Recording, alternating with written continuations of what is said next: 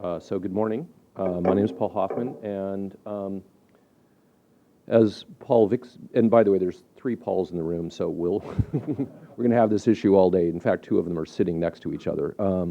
So as Paul Vixie said, part of what's going on at this meeting is that there are presentations on 2 of the internet drafts that have been discussed so far, and this is one of them.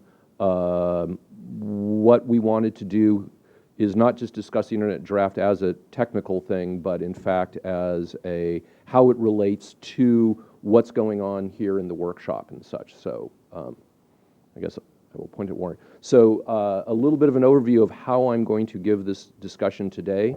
And again, we can do questions in the middle, we can do questions at the end. I don't believe that I'm going to fill up my 45 minutes necessarily. I might, but if there are questions in the middle, that's fine. So I want to start with a problem statement, and I'm hoping that as other people give presentations or suggestions during the workshop today, we always start with a problem statement, because this is the DNS, which is a database that everyone gets quite attracted to for different reasons, and especially for anything where we're touching the root, either the content of the root zone or the distribution of the root zone. I think we really need to be clear on what it is we're trying to do with this specific proposal. It's not clear that everyone can say exactly what they are wanting when they do stuff, so problem statements are not necessarily easy, but I think it's very important. So since I'm starting off, I'll start off with the problem statement. I then go into the technical details. I know some of you have not read the draft, that's fine. I hope to be able to present some of the highlights. I specifically want to talk about the security of this proposal, because anytime you do anything with root zone distribution, there are a lot of confusing security considerations. Are people using DNSSEC or not? Are you making it easier for attacks? Are you making it harder, and such like that? So I want to make that clear for our proposal where we're at now. There have been, in the working group, there have been a couple of topics for discussion. And I'll bring those up. I will try to represent as best as I can what the people have said. And then at the end, I'll talk a little bit about the document status. Let me say one thing specifically about document status, since this is a working group. It is a document in the IETF in a working group now. Since this is not an IETF meeting, anything that is discussed here is not in the IETF context. As Paul said, that tomorrow we'll have time in the morning to discuss things that might be brought to the IETF, but that's not being done in an official fashion. This is not, and I want to be very clear. I am happy to bring ideas to the IETF from this discussion, even if I don't agree with them. But having said that, we have to be clear when someone says, I said such and such, they didn't necessarily say in the working group. Okay, Warren? So let me first start off by saying what the relationship of this document is to what we think, what Warren and I thought is really what is the topic for this meeting. Our document really, truly is only for some resolvers, not for all resolvers. And we absolutely intended to not be an architectural change. Now, of course, the way that different people view an architecture is different. And some people will say anything, if you breathe on it, is an architectural change. And other people will be very liberal about what they do or don't consider an architectural change. Our goal for our document is to not be an architectural change for as many people as we can. And so how it fits into the root service architecture, we hope, is it fits in just fine because it doesn't change the architecture. It does change it a little bit, but only for people who've bought in, and that's very explicit. And in the way that it changes it, the architecture still will, what will be being served will be identical to the people outside the system. So that is, if you don't believe that, if you believe that a resolver is not a human, it's a system, but humans interact with the system by sending queries and such like that, those people will not see a change. So they will not know that the architecture had been changed a little bit for this. They won't know, that will not seem like an architectural change to them. And also, we have absolutely no need for a change to any root zone data. That is, that the proposal that we have is implemented by a configuration change for the recursive resolvers. Nothing changes anywhere in the root zone. Nothing changes for anyone who is serving the root zone. They don't have to change any configuration if this is adopted. And if this is not adopted, then there's no change at all. I mean, remember, the first point is very important, which is it's only for some resolvers, and it's only for a very small number of resolvers. If those resolvers look at our proposal and go, you know what, that's too complicated, it doesn't really get us what we want, then no one implements it, and that's just fine, and there's no change at all. So the way that we look at the problem statement for this is that there are some DNS resolvers who feel like they are either topologically or whatever too far away from a root server operator. And therefore, queries that they send to a root server operator take too long to get a response back. You have a long round trip time. So when customers of that recursive are sending in queries, it's taking what the operator considers to be too long to get them an answer.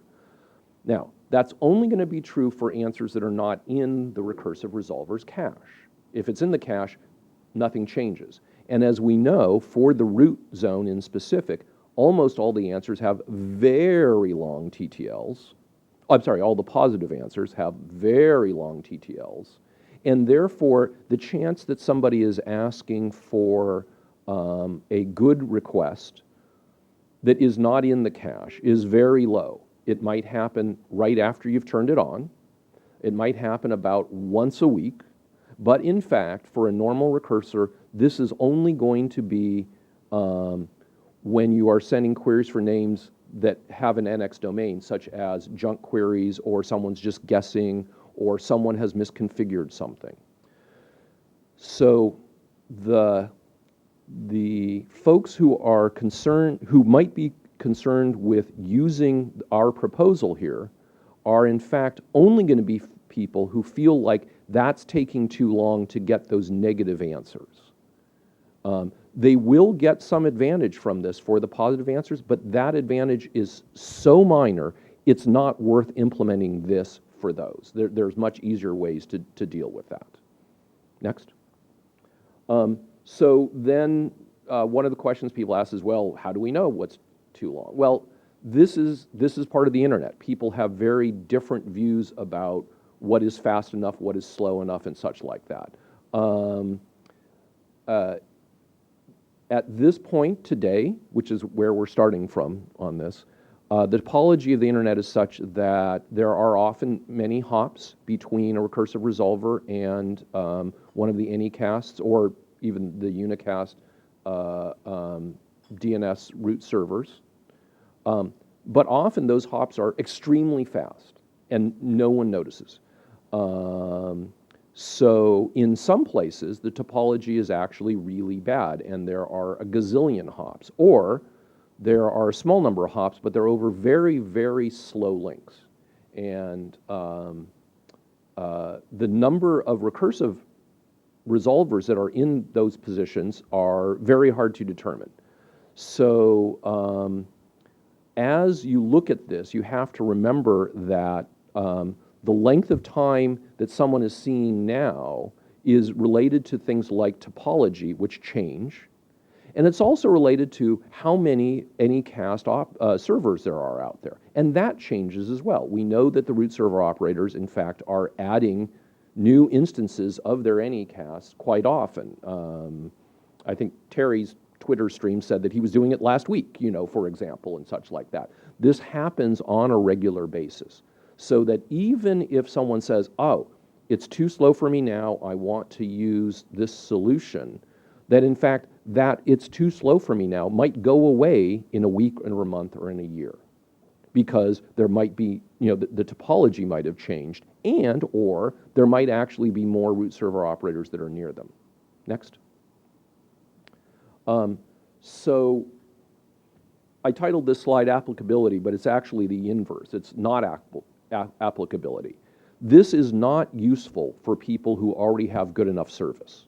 And that is the vast majority of the world. Of the however many recursive operators there are out there, recursive servers, almost none of them have actually ever complained in public. This is too slow. Very, very few of them.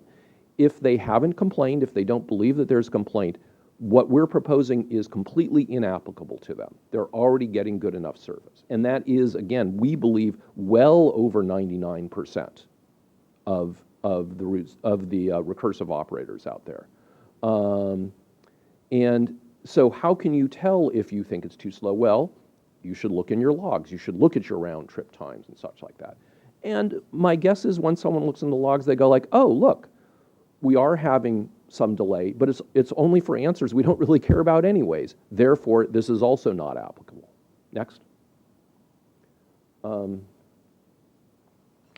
let me go into a summary a bit of how we actually do it so that you can see it for the very, very small number of recursives out there that might be interested, how, what we do. The fundamental thing that we do that's different than so far what other people have proposed is that we run a root server a root server on a loopback address on the same host. So we are not proposing that there be additional ones that are unconnected, but it's going to be running on the loopback of the same host so that it is unavailable to anybody other than the recursive server itself. So it is treated as a full slave. It's not special. It's not filtering. It's not doing anything special. It's acting like a full slave. But remember, it's a full slave, so when it goes out to get its, to get updates to the information, it's going out over an open connection. But all of the queries that are coming to it are only coming from the recursive system on the same system as it is because no one else can reach it. So what we also assume currently is that all of the queries coming from the recursive are going to this one, and that's mostly due to what I consider limitations of the current recursive software out there.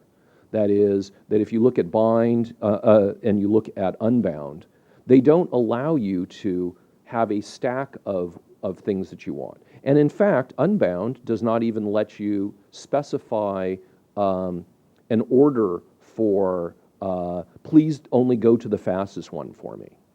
So the way that we have it set up in the document currently says this is the one that you're going to use for the root.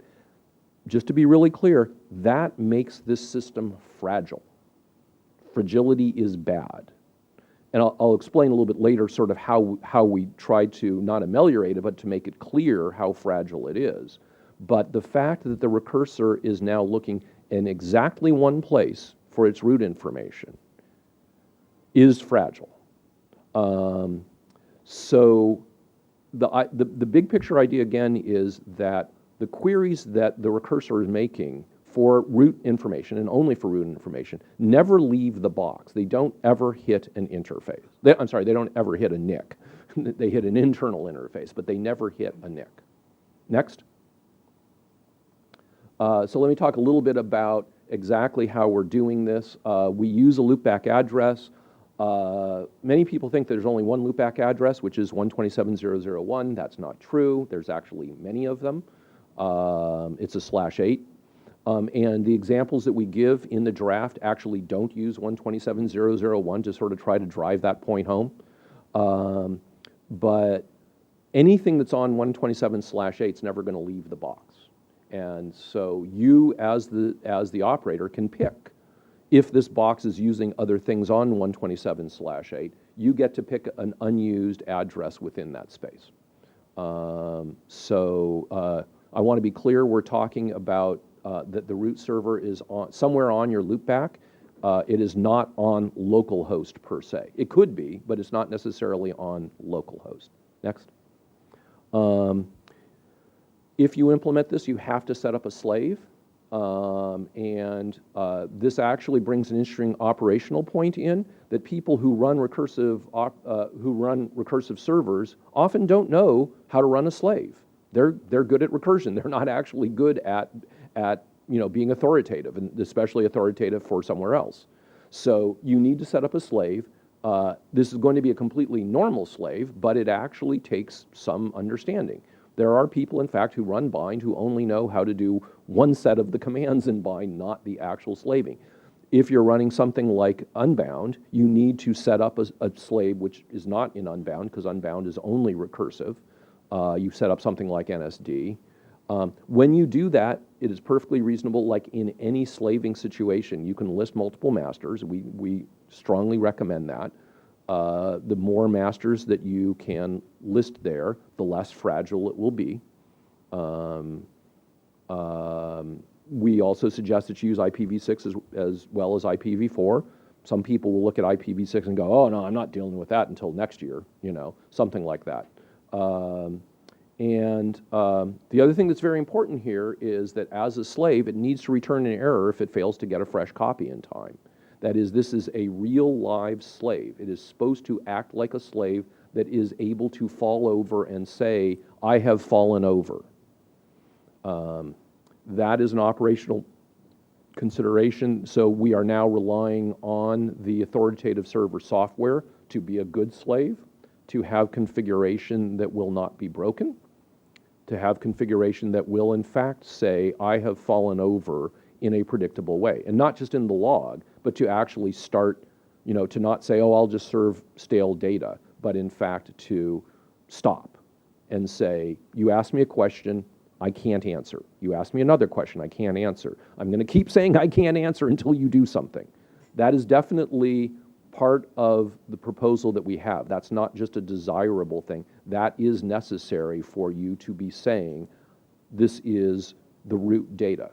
You might have old root data if you're not pulling it quick enough, just as might be the case with others, but it is acting exactly like a full compliant DNS slave.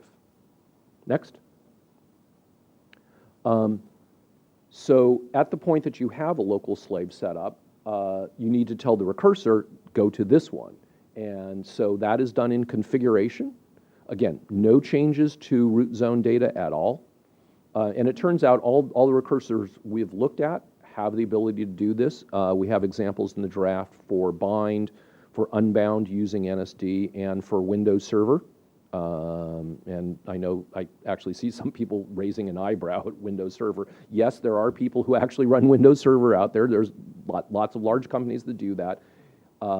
If they are in this situation, we have a setup that Microsoft sent us for Windows Server.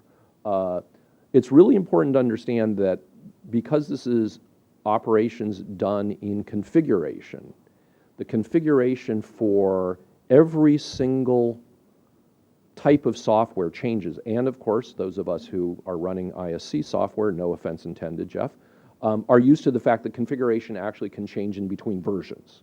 So you are expected to be able to understand the configuration of your recursor to say, I want to get the root information from here. We have examples in appendices. Those are obviously just informational. They are only for the latest versions of these things. We could expand it more if we wanted. I don't think I want to encourage anyone to be using back versions of any software. But if that was something that people wanted, we could do that. And as I said earlier, one of the problems that we have with this proposal, something that we know makes it a little bit fragile, is that if you say, I want to get all of my information from this one, which is the one that's running on your loopback, if that one goes away, you now have no contact with any root servers. It would be nice if Bind and Unbound and other folks had a way of saying, if I'm getting no answer from that, here are some other ones I would go for, namely the ones that you had considered to be too slow. Too slow is better than no response, I'm going to die. But that's not currently available either in Bind or in Unbound. And it's also not available in Windows Server. It might be available in some of the other recursors out there, but because of that, when you say, I want to get the root information from this one place, you have introduced a fair amount of fragility into your system. So that's something that you have to weigh when you decide, oh, this is too slow, I want to use this solution. But you are buying into some fragility. Next. So let me talk about security here for a bit, because it's actually fairly important. DNSSEC validation is absolutely required in our minds for anyone who's running a recursor like this. That's not the way that a lot of people run today, and it's the way that more and more people are running. Fortunately, we're not seeing many big ones turn off DNSSEC. But remember that the zone transfer is not going to be protected. We don't actually have any ways of doing an integrity protecting of a zone transfer to somebody who does not know you. That is, there's plenty of ways of protecting zone transfers between consenting parties where they have a shared secret or there's a public key or something like that. But when you're talking about getting something from a root server operator, getting the root zone content from a root server operator, there is no way to integrity protect that today. But that's okay, because you have to use the resolver, we say, has to be using DNSSEC for when it's talking to its to the loopback. When people say, okay, well, what happens if you don't do that? And that's actually very valid, because some people don't want to run DNSSEC. And in fact, for both bind and unbound, you can't run DNSSEC only on the part where you're asking the root zone. You can't say, I want to run DNSSEC for the root and not DNSSEC for everything else. You are no worse off than you are currently. If you're not running DNSSEC today, there is the same level of attack available. Our proposal actually improves things a little bit for when you have an attacker who only occasionally can inject bad data. We don't consider that to be significant enough to say, oh, therefore you don't have to worry about DNSSEC. We really believe you need to use DNSSEC all the time. Because in fact, remember, if you are now having a local instance of something that is saying it's the root zone, if you got that badly, you are going to have that badly until the next time that you do an update, which is quite different than normal looking out at the root. When you normally look at the root, you say, LRoot server, tell me this. JRoot server, tell me this other one. So the security here is reliant on DNSSEC validation locally. If you're not able to do that, you are probably not going to be happy with the results as soon as there's an attack. That is, an attack will become, a single attack from somebody as you're pulling down a root zone now becomes a long-term attack, which is not the case with normal root zone service. Next. There is also a question of who's responsible for things when there has been an attack. And this is one of the reasons why we absolutely have insisted on in this document that it is only for serving from a loopback address. It's not about putting a server that's near your recursor that is available to anybody else. Jouet and I had talked about this earlier, about different ideas where if you have multiple recursive resolvers in one place, wouldn't it be nice just to have one that they could all access and such?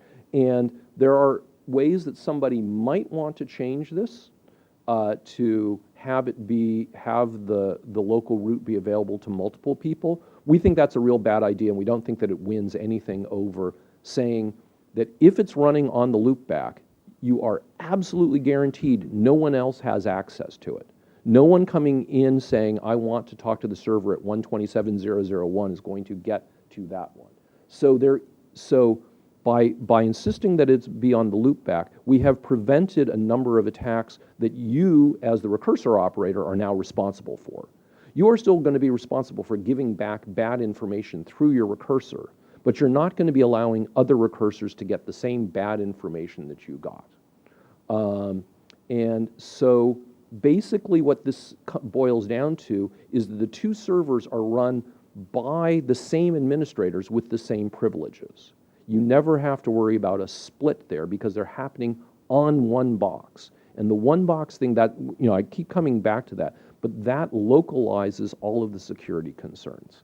And if for some reason you have gotten bad data and you're not looking for it, you're not doing DNSSEC as you should and such like that, it's only a local problem. You have not caused a problem for anybody else. That's pretty important. There's a lot of responsibility in running a recursive server. And some people just say, oh, I'm an ISP, I'll set up a recursive server because I'm supposed to. You still are somewhat responsible for running it well and such like that. So Warren and I did not want to set up a situation where if you did what we said, you could be setting up other people for having a security issue. And so again, running on loopback sort of prevents that. Next. There's been a couple of issues that have been brought up in the IETF DNSOP working group on this. I'm going to go through those in a couple slides. And there certainly will be more. I mean, this has only barely been being discussed. I mean, a few weeks at best. But I want to make it clear that there's going to be a lot of ongoing discussion. So this is not the list of issues. This is the list of issues so far in a very compressed amount of time. And I also want to say that, in fact, there was a lot of support for bringing the document into the working group.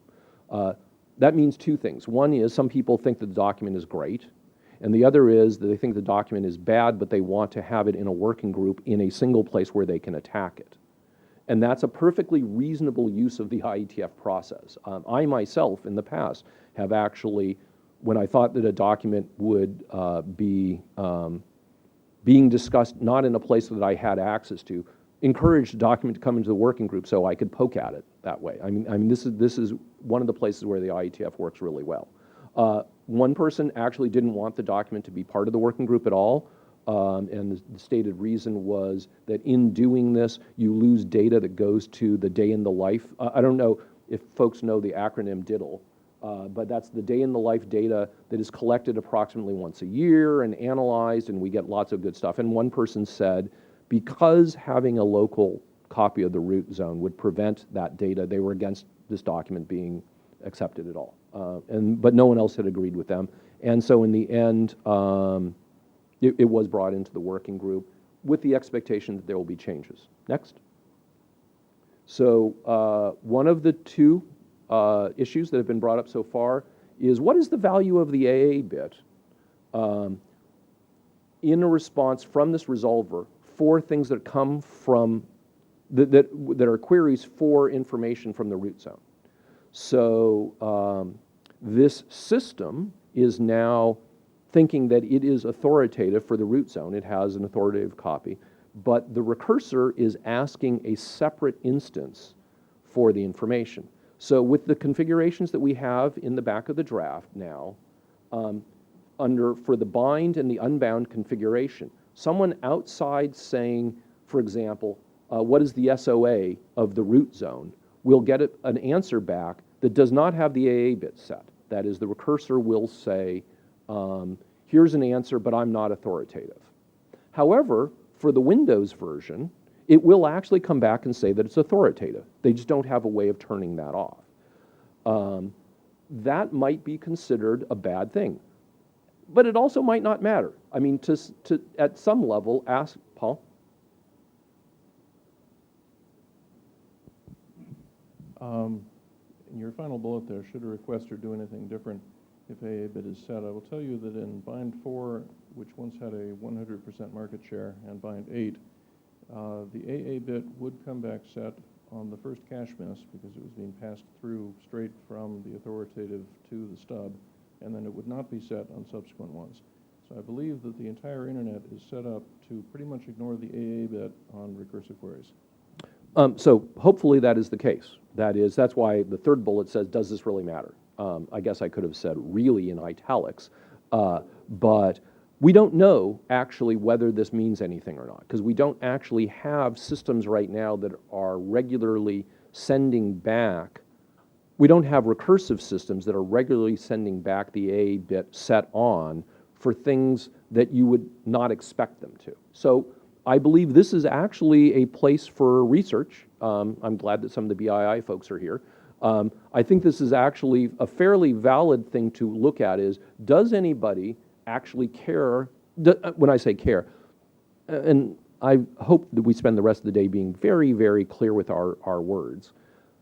Does any system act differently when it has sent a request to a recursive server and it gets back a response with the AA bit set on? Warren, you had your hand up. Just a quick clarification from the previous slide, which I'll get back to. Yep. The one dissenter didn't like the loss of data for Ditto. Yes. Some people might actually view the loss of visibility to Ditto as a feature, not a bug. I understand. No, but let's hold that off for later because, in fact, I'm trying to be clear that I am voicing the objections of people who I don't necessarily agree with. So, right now, as the document is set, we do not say must not have the AA bit set or may or should or anything like that, because at this point we don't necessarily believe that it matters. When someone has asked a recursor for information, we don't think it necessarily matters at all. We have no indication that it matters whether the AA bit is set or not. I'll get to you in a second. The spec does not, the RFCs for DNS does not say should do something or should not do something. So this is an operational question. Paul? Or, yes. I mean, the classical answer to this is the AA bit is set when the answer is acquired from a zone rather than a cache. Okay, so I don't see why doing anything other than that is the right answer. In this particular case, I've seen two different suggestions, one of which is you fetch the zone and you either keep it as a whole zone, in which case if you're getting the answer from that, set the AA bit, or you get the whole zone and you kind of run through it and stick it in your cache, in which case I guess the AA bit wouldn't. So it's just a question about whether the answer is coming from a zone or a cache, it seems to me. And in this case, it's coming from a zone, but it's not a zone that the recursor thinks that it is authoritative for in some cases. So for our proposal, in fact, we are not saying load everything into a cache because loading the zone into the cache would not gain almost anything for any of the people involved. I don't think that's a great idea. I just said that was Okay. That was something that somebody said. Okay. I just had one clarifying question. How do you decide whether or not to look into this root zone for a particular answer? You treat it as if it were a root zone, so you look in your cache first and you see if you have the answer, and you know, like for any zone, when a query comes in, you look in your cache. If it's not in the cache, you go out to see the authoritative. When you say, oh, the authoritative for this will make me hit the root, you go to the root. So if in the root zone there's data for a particular name, Yep. you only look at that data if it's not in the cache. Correct. And you've gone to the trouble to get this whole verified zone. I think you should believe the zone first. So let me try to restate what I think you're saying. You're saying for our proposal, once you've pulled the zone down, you should put the zone in your cache and use that. No. Okay, sorry. So please. Yeah. First of all, I mean, classical DNS theory from the very earliest days says the databases that you have to work with are some number of zones and some number of caches, all right? And that what you try to do, first of all, is that you do a longest prefix match, if you will, on the zones that you have, right? Right. And then you go look at that one. And if you fall off the bottom of that one due to a delegation, then you look in your cache. So given that you have this accurate copy of the root zone, it seems like what you would want to do is that's the highest integrity data you have. Right. So what you should do is go through that for each and every query, fall off the bottom with a delegation or not, and then look in your cache.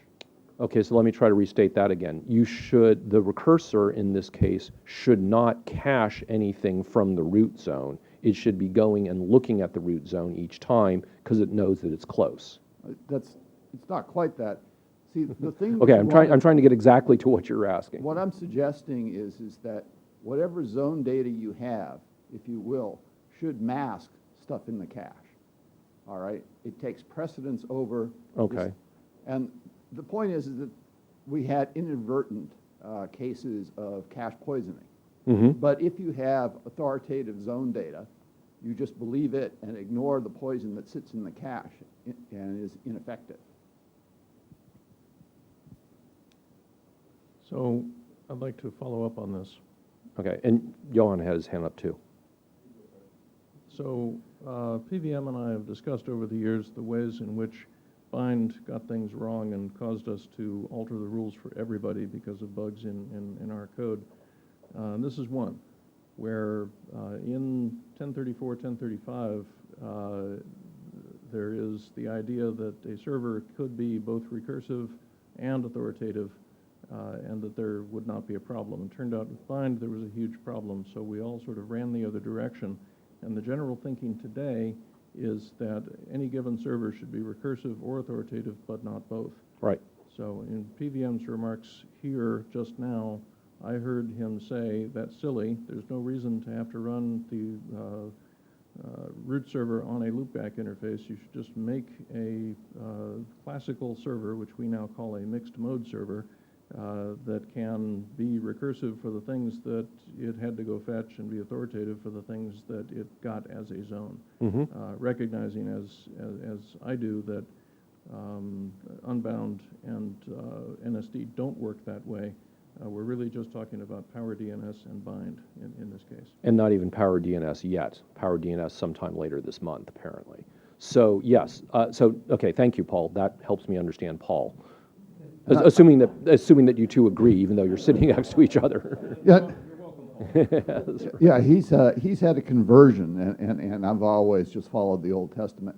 At any rate, the other thing is that by doing, I mean, I would suggest that you think about doing this for more than just the root zone, because people have been doing this historically. In addition to the response time arguments, there's a security argument which goes that the root servers may be all up and running and wonderful, but the links to them are dead, or the links to them are congested.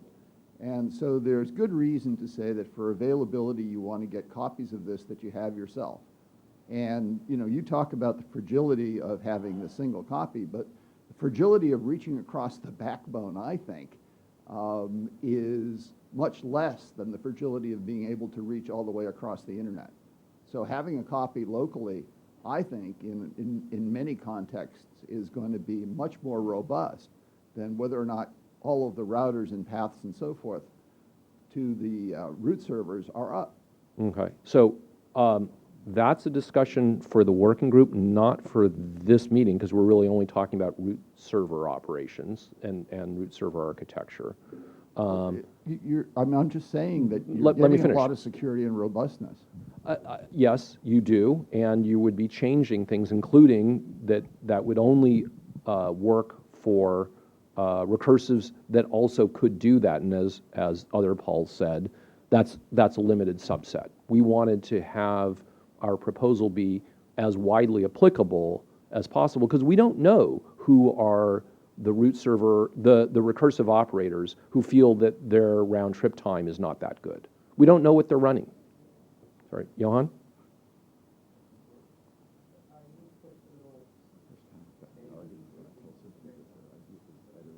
No.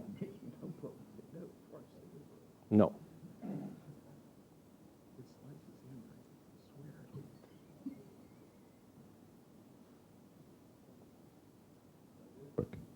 Yes, it started to at the very end there. Okay. So I started out intending to comment on bullet 2 here, saying that that's really non-issue, because you have a requirement in the draft of using DNSSEC, which means you will do validation. And you never do validation for a zone which you're authoritative for, so you're not authoritative for the zone, so there will never be an AA base. But this has sort of progressed here through comments, and that makes me change my comment. And instead, I would like to say that Well, yes, you could argue for the benefit of going with authoritative data in the presence of authoritative data, and then not having to go for the cache data, which could conceivably be poisoned. But on the other hand, the draft is built from the assumption of DNSSEC validation as a justification for a basically insecure zone transfer of the stuff in the first place. Correct. So I really think that's going down the wrong way.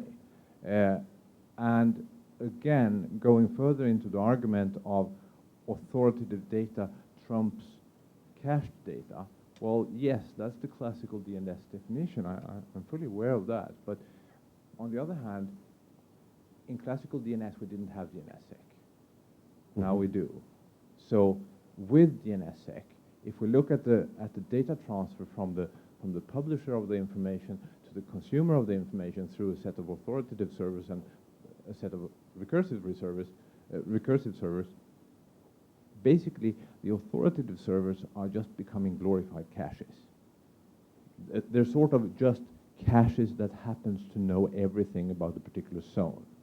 The validation statement, the statement that says, is this data that I should trust, is something that happens in the end, in the validation. And we should not optimize that away. And we do optimize that away if we trust authoritative data, because you cannot trust authoritative data and do validation. You have to choose one or the other. Right. Validation is better. And this was another thing that Warren and I hit when we were putting this together, was not only that it was based on with DNSSEC, but that we were basing the idea on that there are two servers here. And what Paul Makapetris was suggesting was that we, consider some merging here, and that would change again this value for the AA record, for the AA bit. But as a fundamental part of our proposal is we really are thinking that there are two servers here. So a different proposal would be something along the lines of what Paul said, but that would be so different it would be, a completely different document. It might be more advantageous than what we have for the use case that we have in mind. I don't think that the difference matters for the use case we have in mind. Remember, our use case is for a very, very small number of recursive servers out there, and hopefully that number will continue to get smaller as the current Anycast get better, get more widely distributed, and as the topology gets better. Andrew? And then I still have another couple slides. And Paul, you said we have to break at 10:15 or 10:30? 10:30. Oh, okay, great. So I can babble on a little bit more. Okay, so yeah, let me go. There's another one, and then I'll have time just to sort of faff at the end. Next. So another issue that people brought up was that, well, this is actually what Paul Makapetris has said. Oh, this can work for other things. And yes, it could possibly work for other things, but there's sort of two big things. One is if you are sort of remote on the net from a Anycast DNS server enough to not be happy, you're going to be probably remote from essentially all name servers that you sort of would want to be close to, maybe minus one or two that might be in your local country, even though country is not a topology. So really, if this, to answer this question, would it be good for other zones as well? Well, yes, but you would sort of want to have every zone, and obviously you can't get that. And there's plenty of zones that don't want you doing this. I mean, quite frankly, a lot of people like to look up things in .com, and yet getting an up-to-date version of .com local is really not, it's not clear that VeriSign wants to give you one, but even if they did, you're now sucking down this huge amount of data to get a couple of answers. So in my mind, this issue isn't, yes, things can be done to make certain proposals more universal, but not here, because that doesn't actually match our use case. And again, I think use cases are really, really important here. Next slide, which I think is the last one. So the status of the document right now, it became a working group item a week ago. And the discussion of it is happening in the working group. Obviously, we're having a bit of discussion here, and we will try to capture some of it to bring it back to the working group. but because it's a working group item now, it's following working group procedures. My guess is there's going to be a couple more revisions in the working group, and then it will go out to IETF last call, as these documents generally do, and then it might, or, and it may die in the working group. That is, the working group might actually decide either that the use case is not big enough, that people are not interested in, or the use case is real, but we've answered it wrong, or something like that. Or it might emerge from the working group and become an RFC. And my guess is, yeah, maybe a year, it might become an RFC. I mean, some people who are not as familiar with the IETF process always say, when will this be an RFC? And anyone who answers that is usually a fool, because generally wrong, no matter how close you are to the RFC editor. So that's probably where it is. So that was the last slide, and Andrew, you had deferred.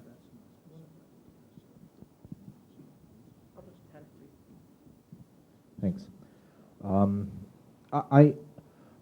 The discussion around the AA bit and so on is all very interesting, and it strikes me that there's a sort of nifty DNS geek problem about whether we do this as mixed mode or two separate servers. But I really want to press a little bit harder on a different problem.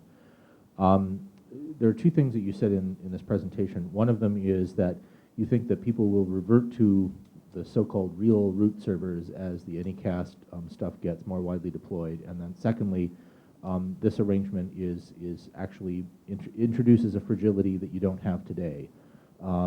Both of these things seem to me to be pretty strong arguments why the entire approach is the wrong thing. That is, if you believe, which I happen not to, but if you believe that people will revert their configuration to use the so-called real root servers as there are more and more Anycast servers deployed all over the world, then why not just work on that and not do this?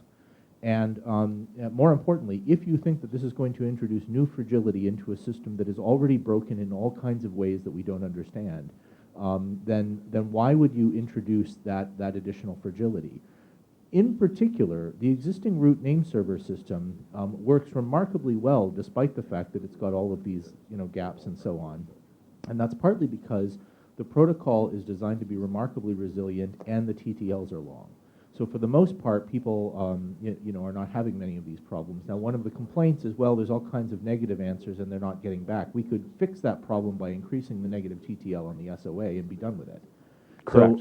So just to be really clear, because you just said it really quickly, what Andrew just said is something that would take a change in the root zone, but would in fact be a much more resilient answer to the problem space for this document, which is simply to make the negative TTL for, the TTL for negative answers to be longer enough so that the people who were interested in implementing this document would be no longer interested because they're getting that their return times are now reasonable.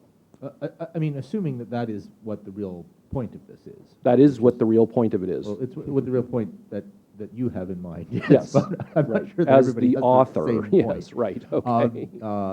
So I am particularly nervous about the increased fragility.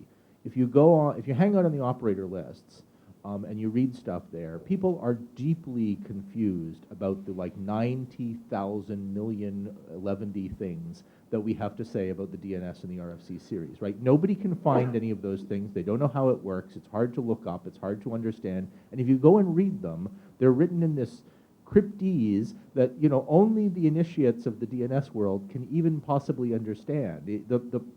Our standard document that specifies this thing doesn't even use 2119 language. So there's all kinds of things in there that are shoulds that everybody knows who's ever worked on this thing actually mean must. That's that's a fact of the matter for a very old protocol.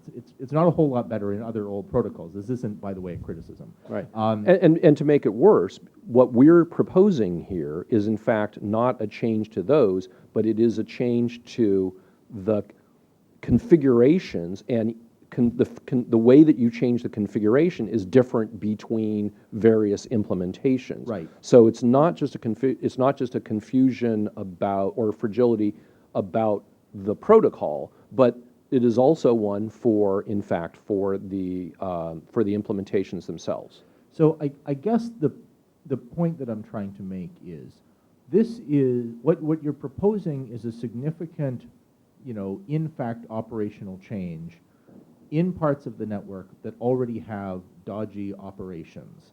And what we want to do is add like another layer of duct tape to try to make this work better. And it seems to me that it would be preferable as a global goal, if we want to make the internet better, to make the internet work better rather than to add like another workaround. And under those circumstances, it seems to me that the best thing to do then is to increase the presence of name servers operated by people who have done name server operation for a long time, because the root server operators are a remarkably professional group who seem to have this incredibly successful system that they all work out themselves, and they do it independently, and they're well run.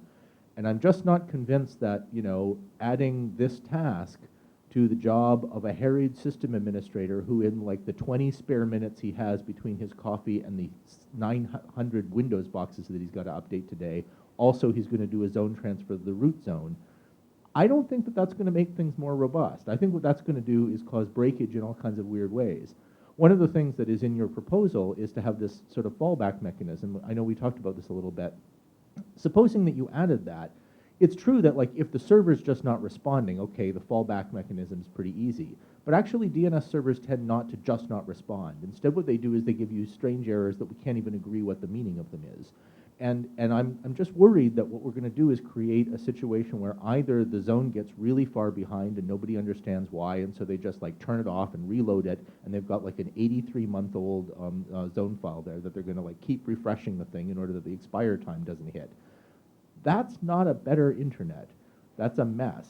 And I am worried, I'm deeply worried about this channel. And I think this is the point that that you saw on the mailing list. It's not just the loss of the diddle data, but it's actually like an entire operational environment change that is extremely worrisome if you just distribute this all over the place. Mm-hmm. And I know we're going to talk about this later, but the analogy with AS112 is of course an obvious one here, and the difference is, well, if AS112 doesn't work, you're no worse off than you were when you started, whereas if the root doesn't work, you're completely busted. Right. And that's, I guess, what I'm worried about. Sure. So, okay, I was going to say if there's other questions, then I want to come back to you before the coffee break with something that you had said, but yeah. Does this work? Yes. Yeah. Okay, so this is me again, sort of barking up the same tree as Andrew is. But starting from the vantage point of one of your first slides, the one about switching back to using real routes if stuff improves, etc. So I would like to ask exactly how many open recursive resolvers do we have right now?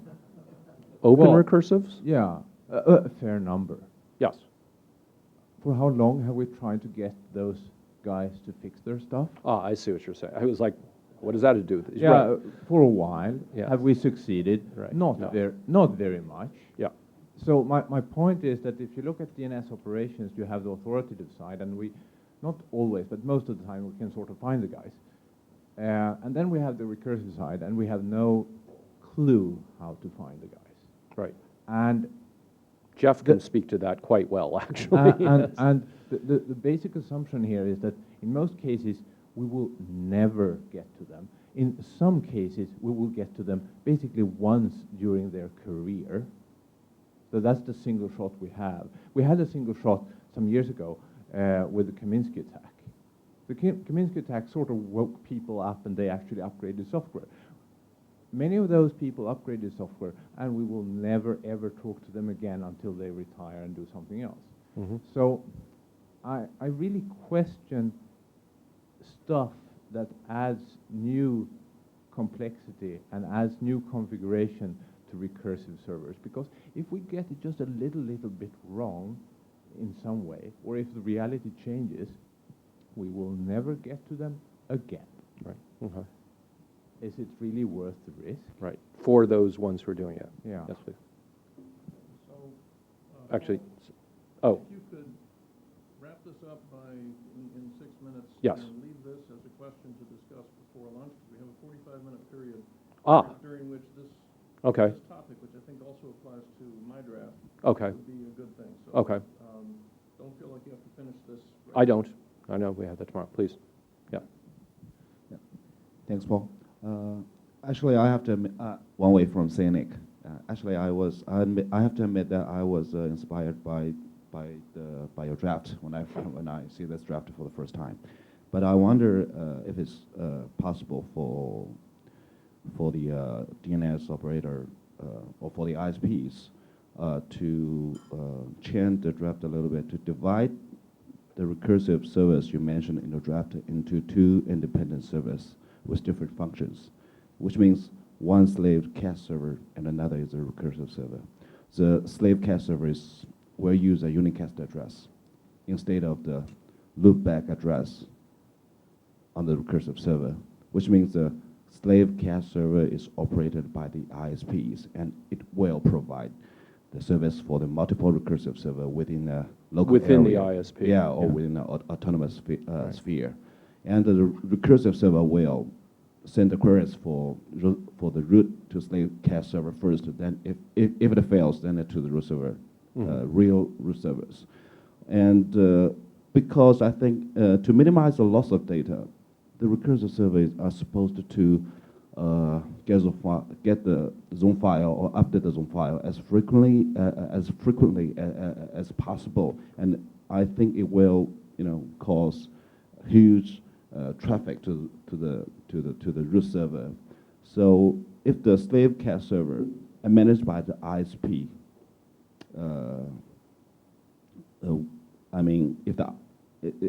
if the ISP is supposed to set up this kind of slave cache servers, then a synchronization control mechanism can be reached. Between the root operator and the ISP manager, the root file updating notification is needed for slave cache server to minimize the loss of data.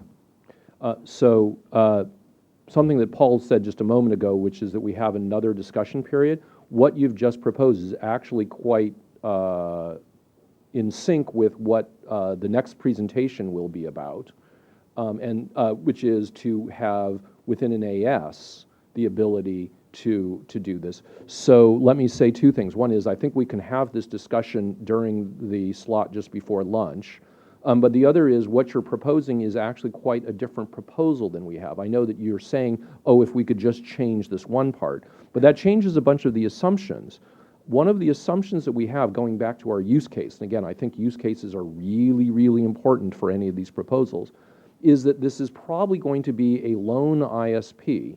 That is, there aren't that many large ISPs who have this, such a degree of distance from the root server operators that they feel a need for this. What we're picturing is that it's usually probably a small ISP with a single recursive operator, So at that point, your proposal is actually going to be even more fragile than ours is already.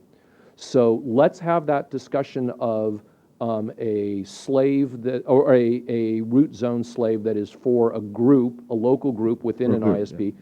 After Paul gives his presentation, because that's actually now what is in his new proposal, more than ours. It would pretty much break open ours, and yet it is in line with what he's proposing. So I think that's a good question for after coffee, after his proposal. Were there other questions, Jeff? This is more of a measurement comment. I don't know if there's a mic on. This is more a measurement comment, because what you're saying here isn't exactly new, and we do know that folk are doing this already to some extent. After we published this, a number of people said, oh, we're already doing that. We're already doing that one way or another.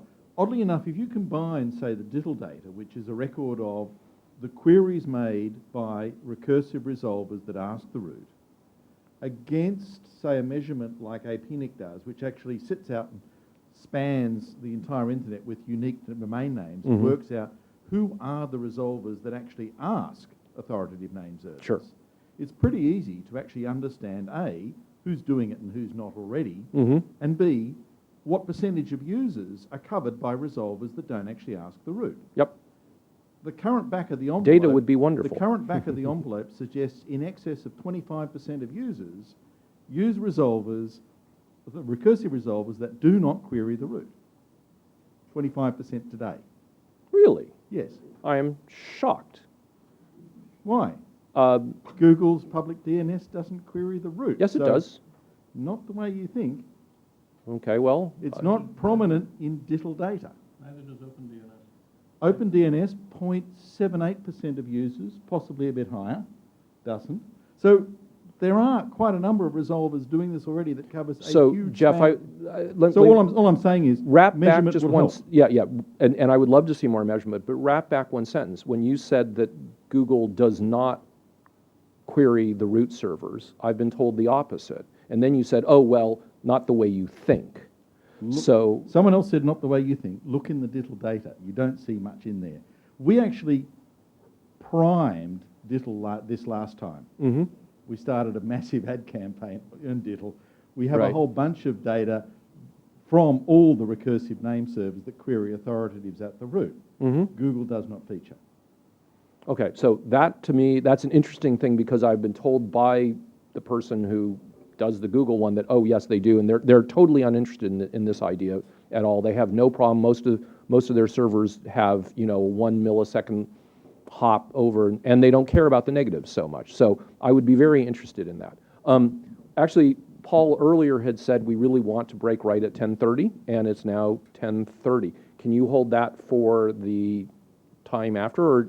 Of course I can hold. Thank you. Better yet, tell us the question and. Yes, right, and then we'll have something to talk about over coffee. Not a question, more of a supporting comment.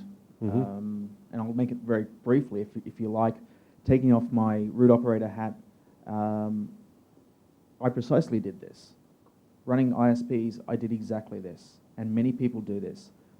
So my attraction to this approach is not about adding fragility. It's about getting to those people and saying, if you are going to do this, this is how you do it right. This is the implications that you will come across in doing precisely this. And to be clear, also, if you do this, there are really fragilities that we're admitting, and here's a long list of them. Correct. Yeah, okay.